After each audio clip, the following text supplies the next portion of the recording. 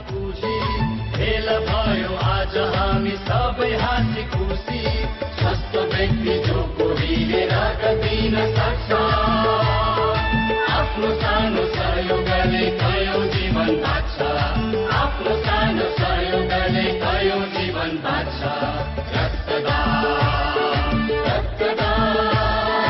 रक्तदान रक्तदान रक्तदान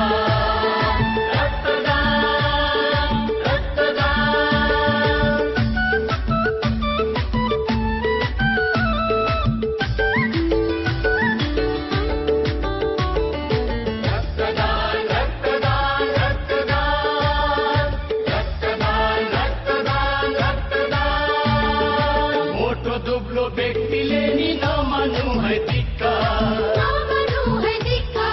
पटक पटक रक्तदानले शरीर भन्छ ठिक्का